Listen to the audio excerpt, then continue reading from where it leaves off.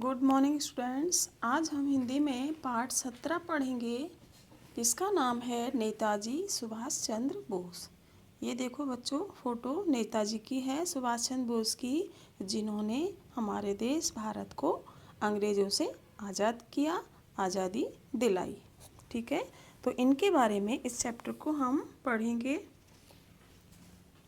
सुभाष चंद्र बोस का जन्म 23 जनवरी सन 1897 को हुआ था। उनका जन्म स्थान बंगाल के 24 परगना जिले का कोडोलिया गांव था। उनका जन्म बंगाल में हुआ था, परगना जिले में। उनके पिता का नाम श्री जानकी नाथ बोस था। उनके पिता उड़ीसा की राजधानी कटक में एक सरकारी वकील थे। इनके पिता का नाम जानकीनाथ बोस था और इनके पिता एक सरकारी वकील थे। सुभाष बचपन से ही बहुत ही प्रतिभाशाली थे। वे अपनी माता से रामायण तथा महाभारत की कथाएं सुनते थे, प्रश्न पूछते एवं चर्चा करते थे। ये अपनी माँ से कौन कौन सी कहानियाँ सुनते थे? रामायण की, जिसमें भगवान राम का चरित्र का वर्णन है, और महाभारत की, जिसमें कौरव और पांडवों की कहानी है। बचपन में ही वे ध्रुव तथा प्रहलाद की तरह कोई बड़ा कार्य करने की कल्पना करते थे। जैसे ध्रुव ने 6 महीने कठोर तपस्या की और ईश्वर को प्राप्त किया, और भक्त प्रहलाद ने भी ईश्वर के दर्शन किए। 14 वर्ष की उम्र में सुभाष एक दिन घर से निकल गए। 6 महीने तक भारत के विभिन्न तीर्थों व स्थानों पर घूमते रहे।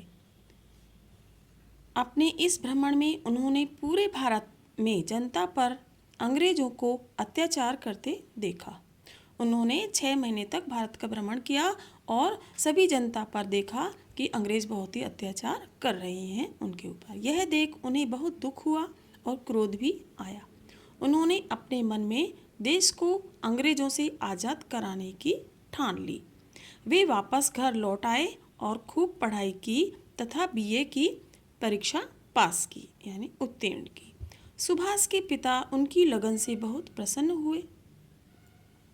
पिता ने उन्हें आईसीएस करने के लिए विलायत भेज दिया, यानी विदेश भेज दिया आईसीएस की परीक्षा के लिए, तैयारी के लिए। सुभाष ने यह परीक्षा भी अच्छे अंकों से उत्तीर्ण की। कौन सी? आईसीएस की।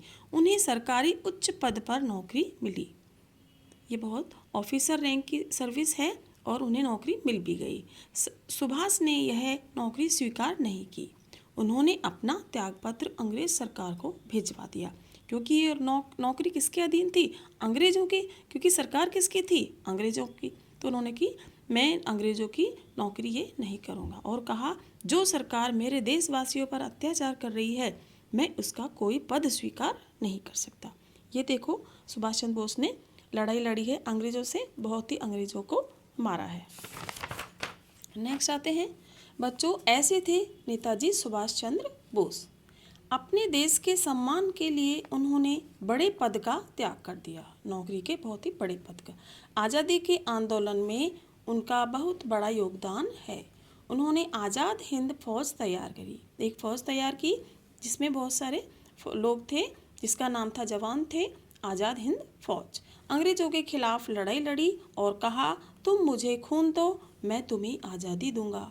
उन्होंने नारा लगाया कि तुम मुझे खून दो, मैं तुम्हें आज़ादी दूंगा।